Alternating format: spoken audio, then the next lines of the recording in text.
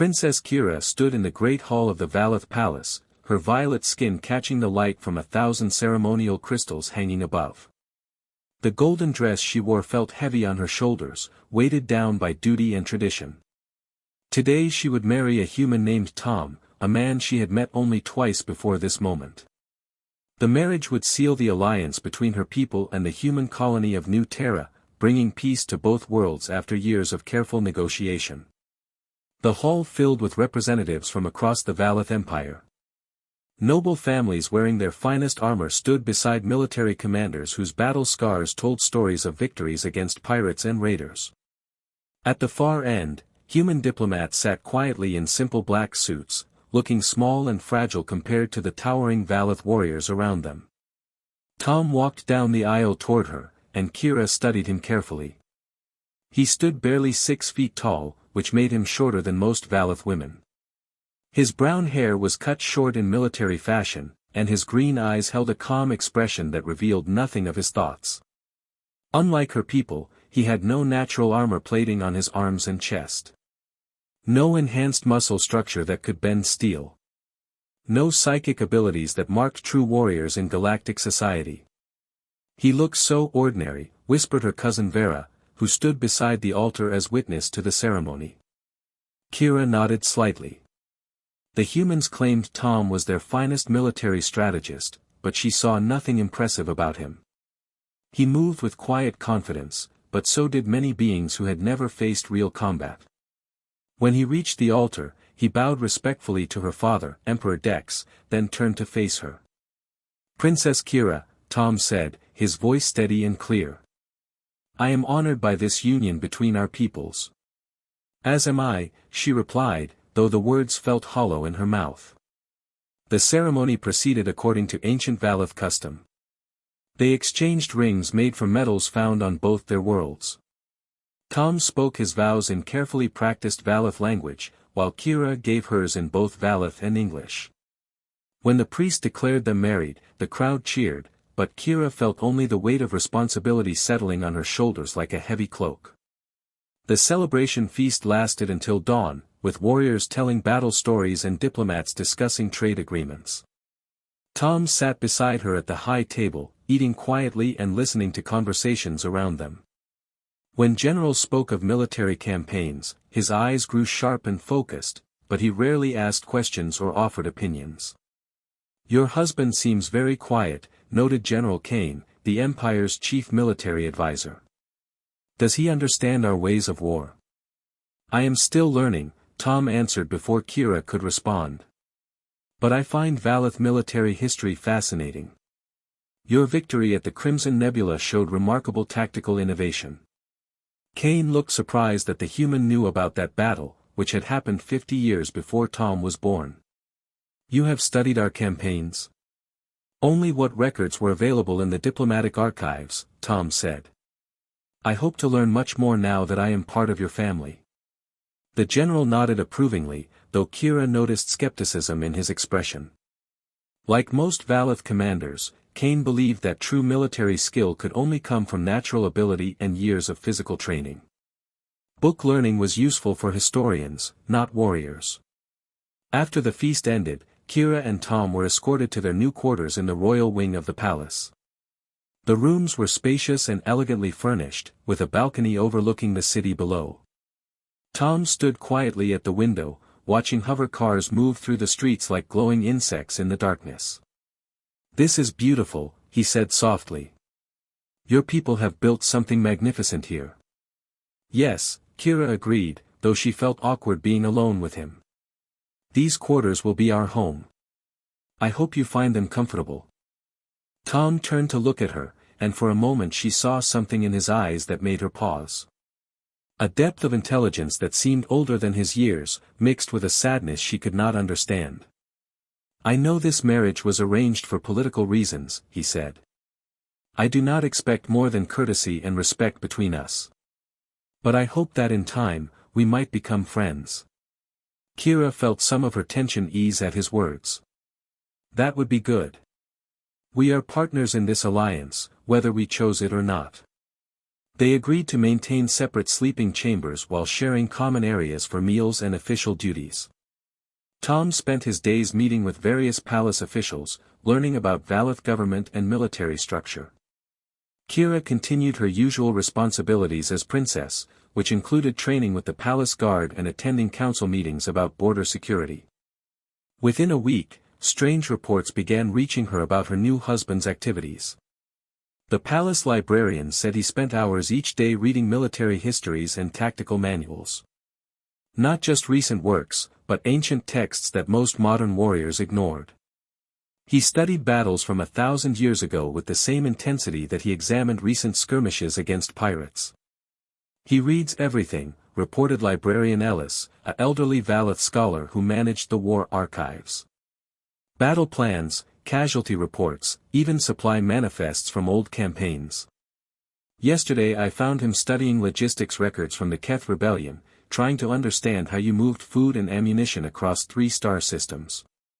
More unusual was Tom's behavior in the training halls. While he could not match Valath warriors in physical strength or speed, he spent hours each day practicing with primitive human weapons that seemed almost ceremonial compared to modern energy weapons. A curved blade called a katana, which he moved in flowing patterns that looked like a deadly dance. Short knives that he threw with impossible accuracy at targets across the room. Captain Rex, who commanded the palace guard, watched these training sessions with growing confusion. "I have never seen fighting techniques like his," he told Kira during one of their regular strategy meetings. "He moves like water, but strikes like lightning. When I sparred with him using practice weapons, he defeated me in ways I still do not understand. But surely our energy weapons and powered armor give us enormous advantages," Kira said. "Personal fighting skill matters less in modern warfare." "That is what I thought," Rex replied. "But he asked to train with our combat systems as well. The targeting computers respond to him faster than they do to our own people.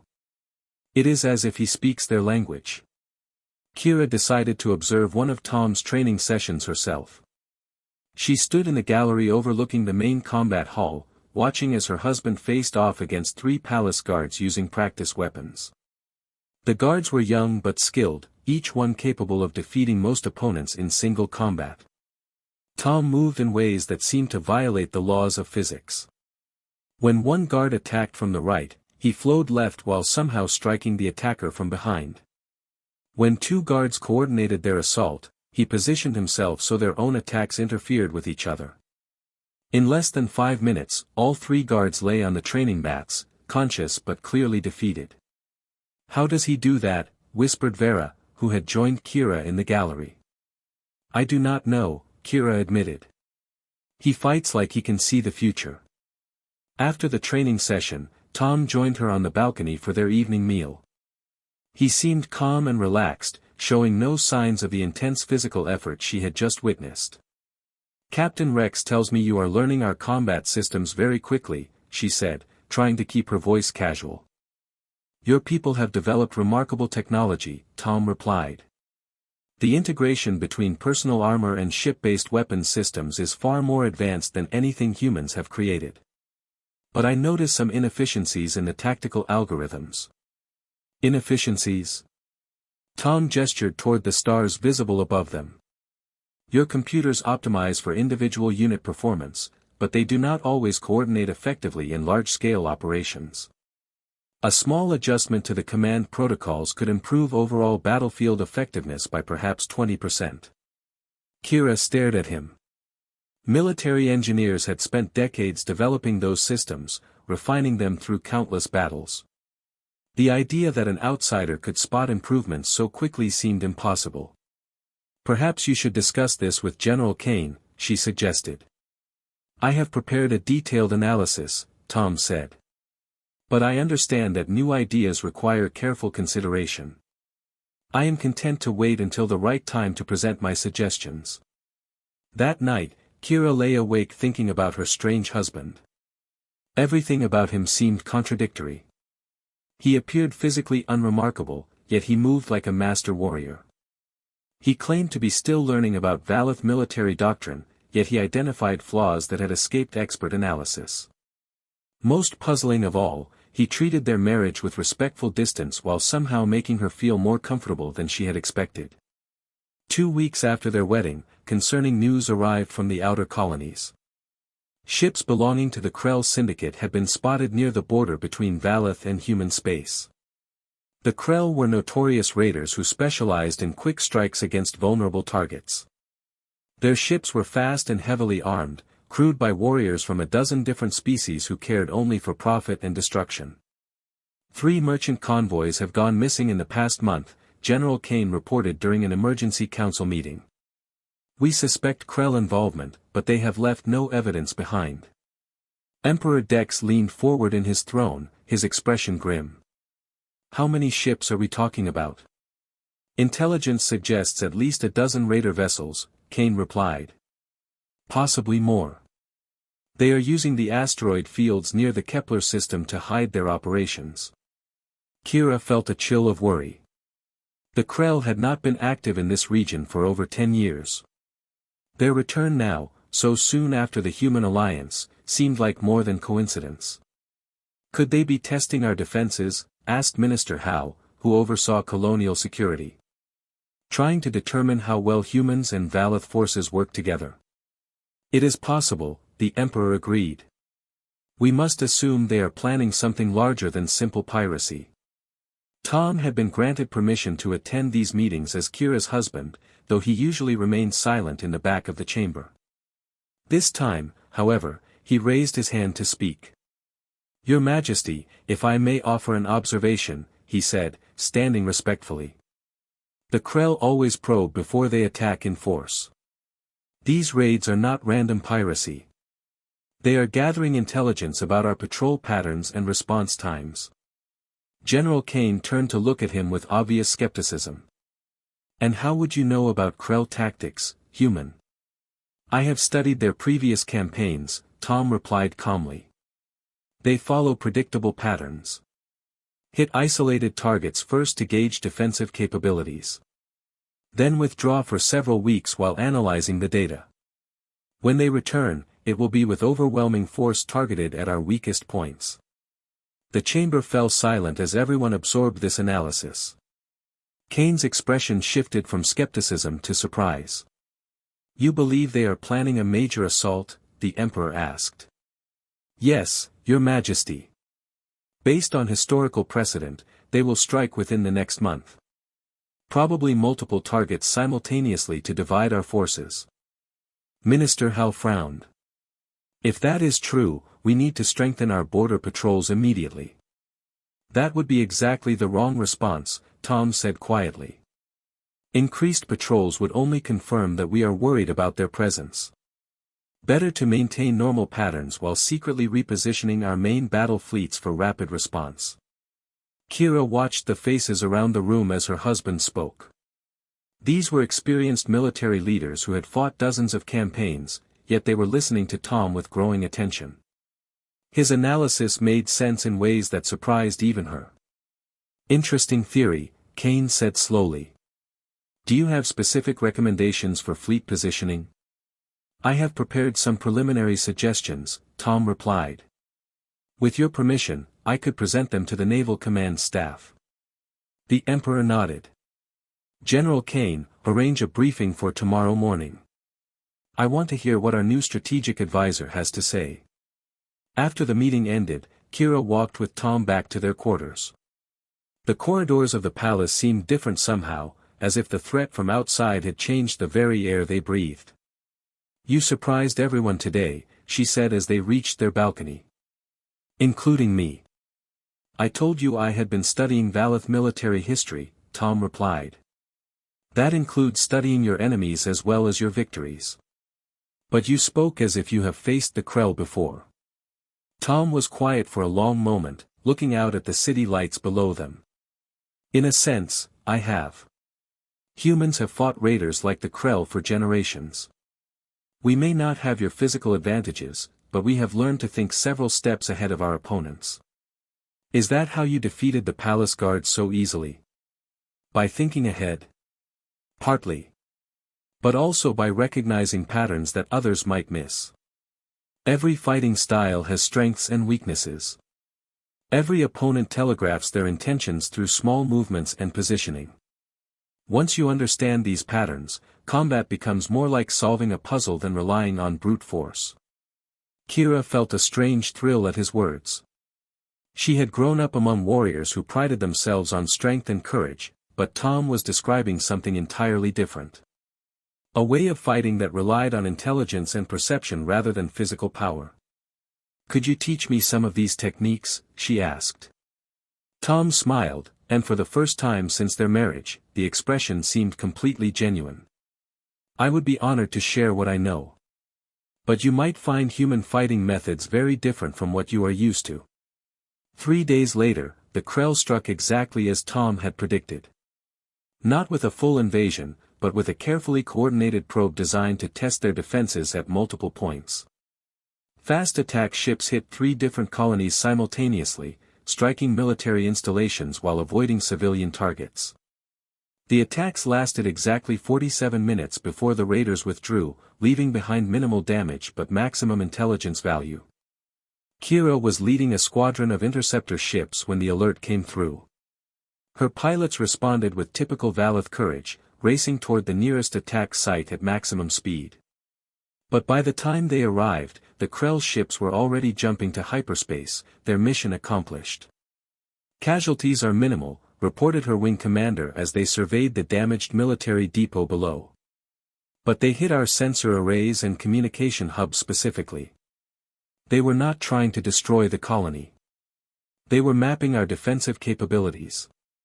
The realization hit her like a physical blow. Tom had been exactly right about Krell tactics.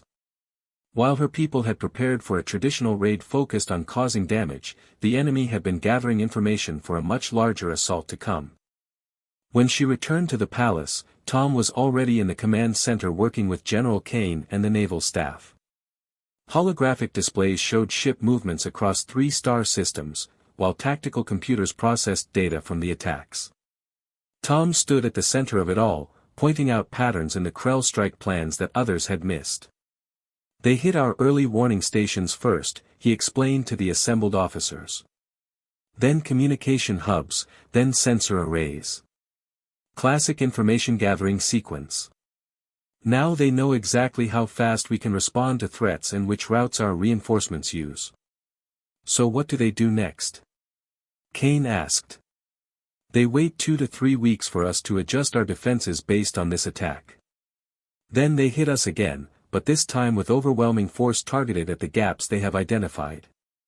Admiral Stone, the naval commander, studied the tactical displays with obvious concern. "How many ships are we talking about?" "Based on the coordination of today's attacks, I estimate they have at least 40 combat vessels hidden in the asteroid fields. Probably more. When they come back, they will not be probing. They will be trying to crush our ability to defend this sector permanently." The room fell silent as everyone absorbed the implications. 40 Krell raiders could devastate the outer colonies before the main Valath fleet could respond. Worse, such an attack might shatter the new human alliance before it had time to develop real strength. "What do you recommend?" the Emperor asked, entering the command center with his royal guard. Tom gestured toward the holographic star map. "We cannot match their numbers in a direct confrontation. But we do not need to. The Krell are raiders, not conquerors. They want quick victories and easy profits. If we make the cost too high, they will look for easier targets elsewhere. You are suggesting we make a stand rather than trying to hunt them down. I am suggesting we turn their advantages against them. They rely on speed and surprise.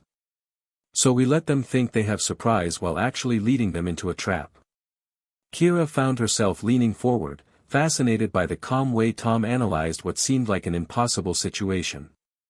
Around the room, hardened military veterans hung on his every word as he outlined a strategy that was unlike anything in standard Valath doctrine. "The key is to make them commit all their forces at once," Tom continued. "If we can force them into a single large battle on ground of our choosing, their numerical advantage becomes much less important." "And how do we force raiders to fight where we want them to?" Kane asked. For the first time since she had known him, Tom's smile held something that made Kira's blood run cold. It was the expression of a predator who had spotted prey. "We give them a target too valuable to resist," he said quietly. "And then we show them exactly how humans learn to fight against impossible odds." As the meeting continued late into the night, Kira realized that something fundamental had changed. The quiet, unremarkable man she had married was revealing depths she had never suspected. When he spoke of military strategy, his voice carried an authority that made experienced generals listen like students. When he analyzed enemy tactics, his insights cut through confusion like a laser through darkness. Most disturbing of all, she found herself drawn to this hidden aspect of her husband's nature. The way he transformed from mild scholar to strategic mastermind suggested that she had married someone far more complex and dangerous than anyone realized. Standing in the command center surrounded by the greatest military minds of the Valith Empire, all of them looking to Tom for answers, Kira finally understood that their marriage had bound her to something much more significant than a simple political alliance. She had married a man who thought about war the way others thought about art, and she was beginning to suspect that the galaxy was about to discover what humanity could become when true tactical genius was unleashed upon their enemies. 3 weeks passed exactly as Tom had predicted. The Valith Empire used the time to quietly reposition their fleets while maintaining the appearance of normal patrol patterns. Kira found herself spending more time with her husband, learning the human fighting techniques he had promised to teach her. What started as curiosity had become genuine fascination as she discovered how much deadly knowledge existed behind his calm exterior. "The key is to see 3 moves ahead," Tom explained as they practiced on the palace training mats. "Your opponent shows you their intention through small movements before they even know what they plan to do." Kira lunged forward with her practice blade, trying to apply what he had taught her. Tom sidestepped the attack while somehow positioning himself perfectly for a counterstrike that stopped just short of her throat. "I never saw you move," she said, breathing hard from the effort. "You were watching my hands instead of my center of balance," Tom replied. "Hand movements can be deceptive, but the body never lies about where it is going." They had been training together every morning for 2 weeks, and Kira was beginning to understand why Tom had defeated the palace guards so easily. His fighting style relied on reading opponents like books, using their own intentions against them in ways that seemed almost mystical. "Is this how all humans fight?" she asked as they took a break between exercises. "Not exactly," Tom said, toweling off sweat from his forehead. "But humans have always been good at finding patterns and adapting to overcome stronger opponents. We had to be, since we were never the biggest or fastest predators on our home world." Before Kira could ask more questions, alarms began sounding throughout the palace. The distinctive wail of emergency signals echoed from every corridor, followed by announcement speakers crackling to life. "All personnel to battle stations. This is not a drill.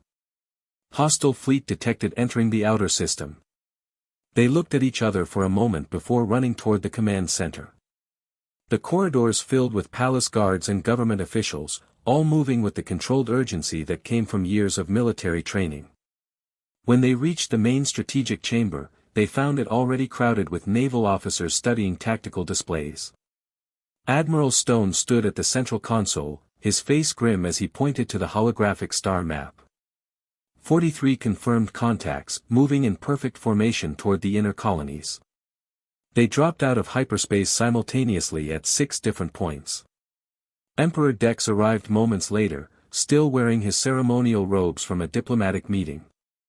"How long until they reach our defensive perimeter?"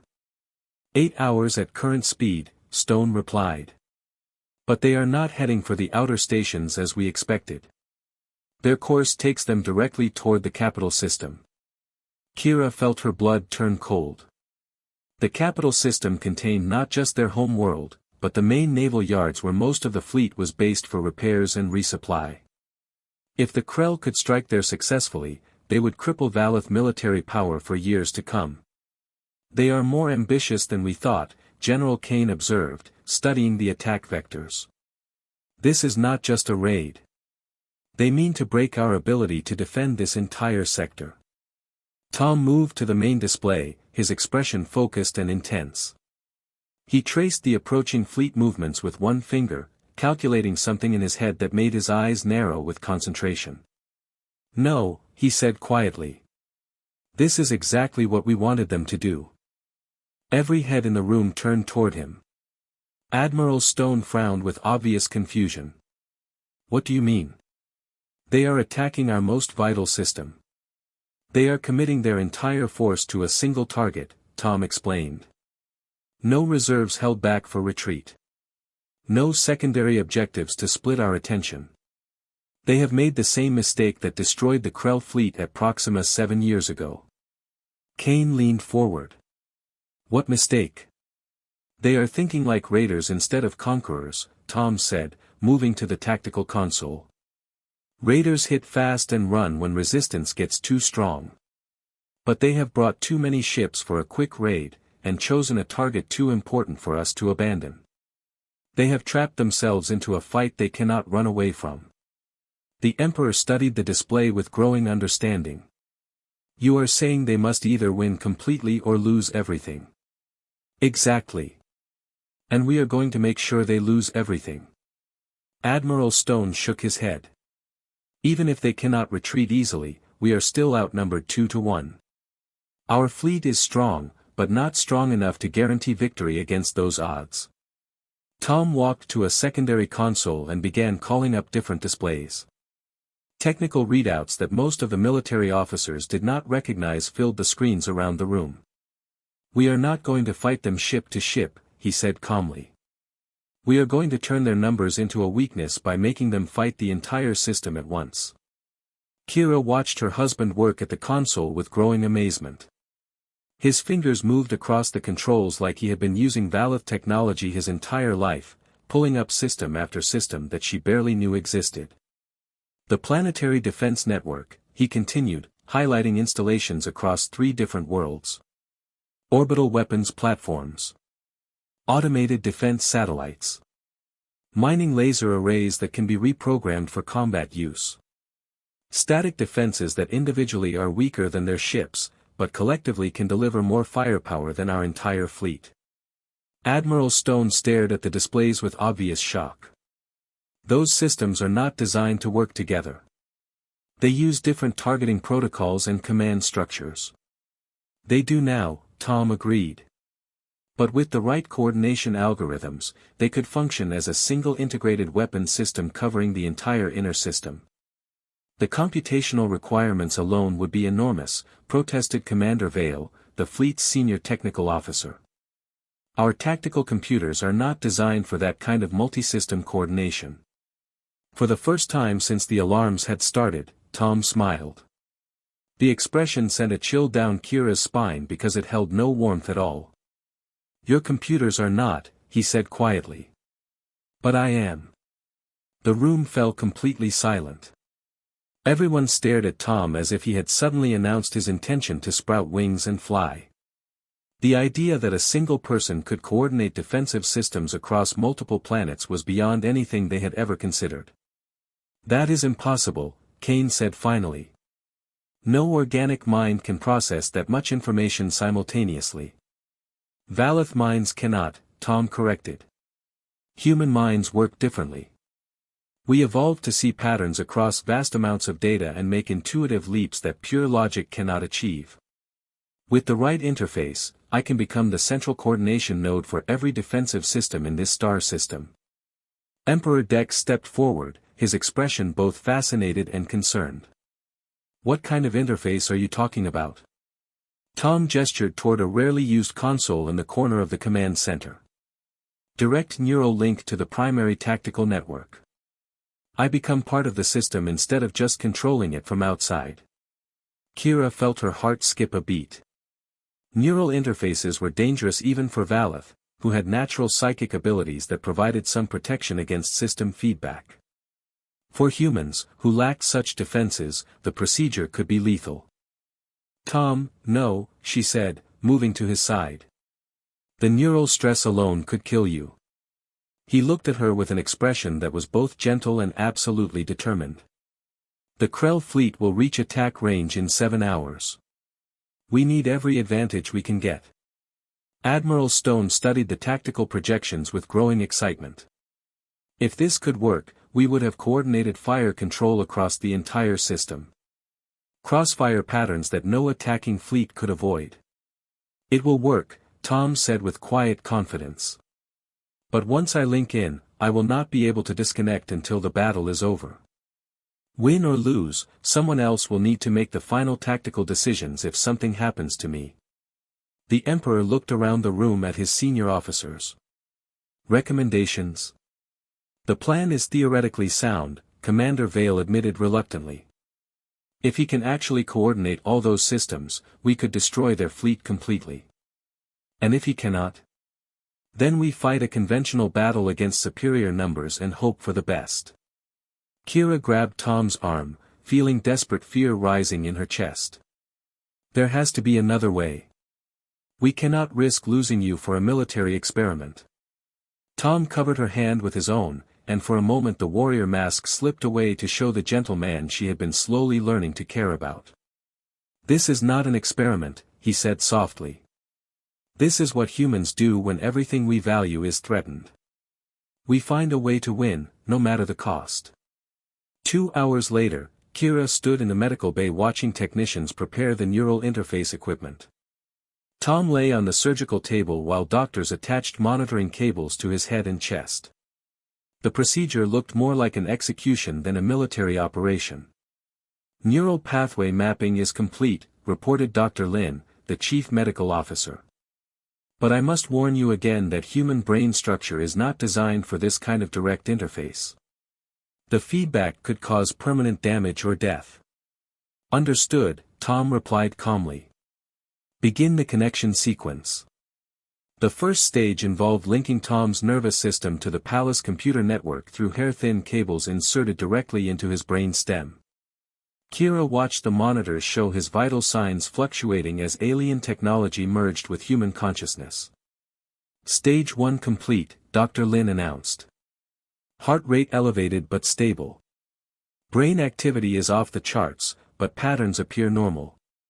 Tom's eyes had closed, but Kira could see rapid movement behind the lids as if he were dreaming intensely. When he spoke, his voice sounded different somehow, carrying harmonics that had not been there before. I can see the entire network, he said quietly. Every defensive satellite. Every weapons platform. Every sensor array across 3 star systems.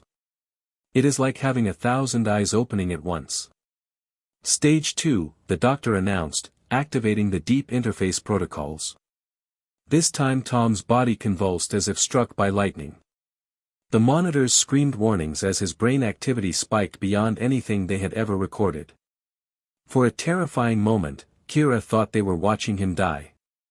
Then the alarms stopped. Tom's vital signs stabilized at levels that should have been impossible for any organic being to sustain. When he opened his eyes, Kira gasped at what she saw. His green eyes now glowed with inner light, as if stars had been placed behind them. When he looked at her, she felt as though he was seeing not just her face, but her thoughts and emotions as well. Hello, Kira, he said, and his voice carried undertones that seemed to come from everywhere at once. I am still myself, but I am also something more now. Admiral Stone entered the medical bay at that moment, his face urgent with concern. The Krell fleet has increased speed. They will be in weapons range in 3 hours. Tom's enhanced eyes focused on something far beyond the walls of the medical bay. I see them. 43 ships in a modified wall formation, moving to attack Vector 77 Alpha. They plan to concentrate fire on the orbital shipyards first, then sweep through the inner system destroying everything they can reach. The Admiral stared at him with obvious amazement. You can see their ships from here. I can see everything now, Tom replied, sitting up slowly on the medical table. Every sensor in the system feeds directly into my consciousness. I know their ship types, their weapon configurations, even the stress patterns in their hull armor that reveal which vessels have been in recent combat. As they moved back toward the command center, Kira noticed that Tom no longer walked like a normal person. His movement flowed like liquid, perfectly balanced and utterly silent. The glowing eyes tracked multiple targets at once, as if he was watching several different battles simultaneously. Status report, Emperor Dex demanded as soon as they entered the strategic chamber. All defensive systems are coming online, Tom announced, though he had not looked at any displays or consulted with the technical staff. Orbital platforms charging to full power. Satellite networks establishing crossfire zones. Ground-based installations calculating targeting solutions. The main holographic display suddenly changed, showing the star system in far greater detail than ever before. Every defensive installation appeared as a glowing point of light, connected by streaming data lines that pulsed with information flow. "By the ancestors," whispered General Kane. "I have never seen system coordination like this." Tom raised one hand and the display zoomed in on the approaching Krell fleet. Individual ships appeared as detailed tactical models, complete with weapon loadouts and armor configurations. "Flagship is a modified Keth-class destroyer," he said, pointing to the largest vessel. "Heavy forward armor but weak rear shielding. Escort cruisers are fast but lightly armed. The real threat comes from these 12 assault ships carrying boarding pods for station capture." Kira watched in fascination as her husband analyzed enemy capabilities with inhuman precision. The quiet scholar she had married was gone, replaced by something that seemed to understand warfare on a level that transcended normal tactical thinking. "Recommendations?" the Emperor asked. "Let them get close enough to commit to their attack run," Tom replied. "Once they begin their final approach, they cannot change course without losing formation cohesion. That is when we spring the trap." 1 hour later, the Krell fleet entered the outer edges of the defense perimeter. Kira stood with the other senior officers watching the tactical displays, but most of her attention was focused on Tom. He stood motionless in the center of the room, his glowing eyes tracking movements that no one else could see. "They are launching reconnaissance drones," he announced. "Trying to map our defensive positions before the main assault begins." "Should we engage the drones?" Admiral Stone asked. "No. Let them think they are gathering useful intelligence. The drones cannot detect our full capabilities because I am masking the energy signatures of 70% of our weapons platforms." The waiting continued for another 30 minutes before Tom suddenly straightened to full attention. "Here they come. All ships moving to attack formation. They are targeting the main shipyard just as predicted." The holographic display showed the Krell fleet forming into a massive spearhead aimed directly at the heart of the Valeth naval facilities. 43 warships moving in perfect coordination toward what they thought was a lightly defended target. "When do we engage?" Kane asked tensely. Tom's expression became something that was barely human anymore. Power seemed to radiate from him like heat from a forge, and when he spoke, his voice carried the weight of absolute authority. "Now," he said simply. The star system erupted into the most perfectly coordinated battle in galactic history. Every defensive satellite fired simultaneously, creating a web of energy beams that caught the Krell fleet in multiple crossfire patterns. Orbital platforms that had never been designed to work together poured concentrated fire into predetermined target zones. Tom stood at the center of it all, his consciousness spread across thousands of individual weapon systems, orchestrating destruction with mathematical precision. He was no longer just a human tactical genius. He had become the living avatar of systematic warfare, directing battle on a scale that individual minds could not comprehend. "Incredible," Admiral Stone breathed, watching as Krell ships found themselves caught in overlapping fields of fire from weapons they could not even see. They cannot escape because every time they turn away from one threat, they expose themselves to another. The enemy fleet tried to break formation and scatter, but Tom had anticipated that move. Mining laser arrays that had been powered down suddenly came online, cutting off retreat routes with precisely placed energy barriers. Defensive satellites repositioned themselves to create new crossfire zones that herded the raiders back toward the main kill zone. "Flagship taking critical damage," Tom announced, though his attention remained focused on something far beyond the command center. 3 escort cruisers destroyed.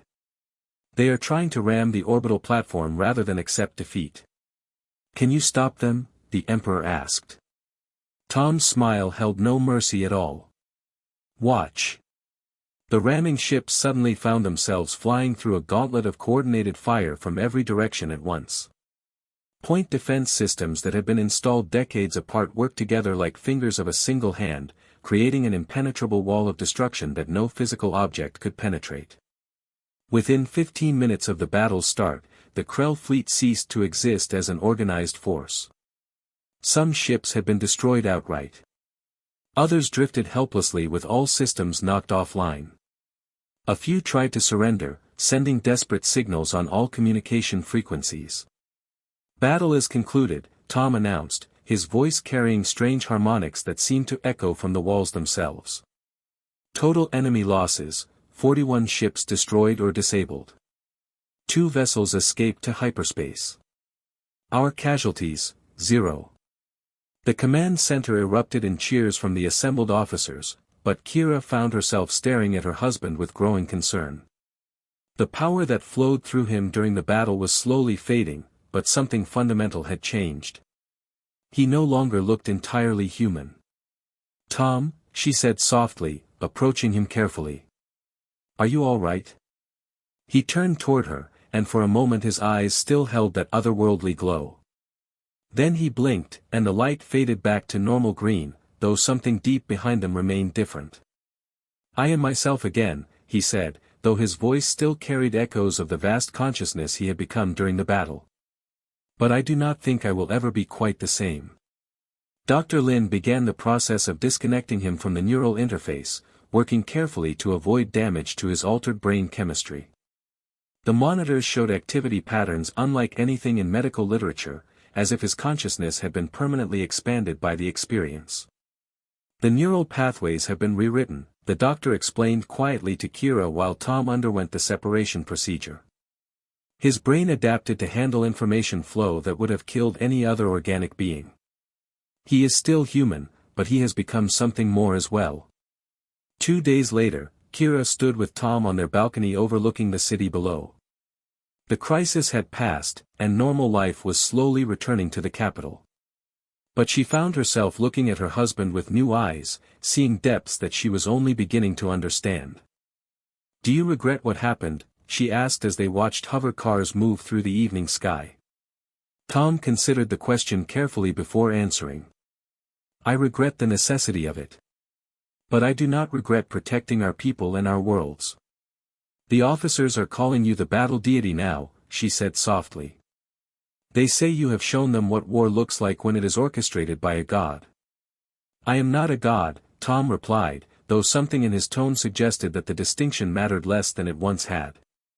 I am just a human who found a way to fight on the same scale as the threats we face. Kira took his hand in hers, feeling the strange energy that still flowed beneath his skin. When we married, I thought I was accepting a political arrangement with an unremarkable man. Now I realize I have bound myself to something that will reshape the balance of power across this entire galaxy. Tom squeezed her hand gently, and for a moment he seemed like the quiet scholar she had first met at their wedding ceremony. I am still the same person you married, he said. But you are right that something has changed. Humans have capabilities that other species do not fully understand yet. What happened here is just the beginning of what we might become when we stop limiting ourselves to individual action. As if summoned by his words, a communication alert chimed from inside their quarters. When they answered it, Emperor Dex appeared on the screen with an expression of barely controlled excitement. Tom, I have just received word from our deep space monitoring stations, the Emperor said. The surviving Krell ships that escaped our system have been broadcasting warnings throughout their territory. They are telling every raider fleet in this sector to avoid human space at all costs. That is good news, Tom replied. It means we will have time to strengthen our defenses before anyone else decides to test our capabilities. But there is more, the Emperor continued. 3 different governments have requested meetings to discuss formal alliances with our Human Valith partnership. They want to understand how we achieved such a decisive victory, and they want to be on our side when the next conflict begins. Kira felt a mixture of pride and uncertainty as she absorbed the implications. The battle that had saved their worlds was also announcing to the galaxy that humanity had arrived as a major power. Other species would want to either ally with them or destroy them before they became too strong. "Your people are about to become very popular," she told Tom after the Emperor signed off. "Or very feared," Tom replied thoughtfully. "Which might be more useful in the long run." That night, as Kira lay in bed listening to Tom's quiet breathing beside her, she reflected on how completely her life had changed. She had married him for duty and political necessity, expecting nothing more than a respectful partnership with a minor human diplomat. Instead, she had witnessed the emergence of something that historians would write about for centuries to come. The moment when humanity stepped onto the galactic stage not as supplicants seeking protection, but as masters of warfare who could orchestrate destruction on a scale that defied imagination. More personally, she had discovered that her heart was no longer her own. The man sleeping beside her had shown her depths of intelligence and determination that made her previous understanding of strength seem childish. She had fallen in love with a scholar who could become a god of war when necessary, then return to gentle humanity when the crisis passed.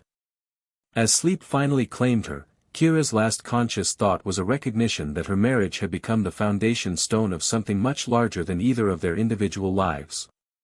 Together, they represented the birth of an alliance that would either bring peace to their region of space or remake the entire galaxy in the image of humanity's tactical genius. Either way, she would stand beside him as his partner and witness, watching as the quiet man she had married showed the universe what humans could become when they stopped accepting limitations and started embracing their true potential as masters of systematic warfare.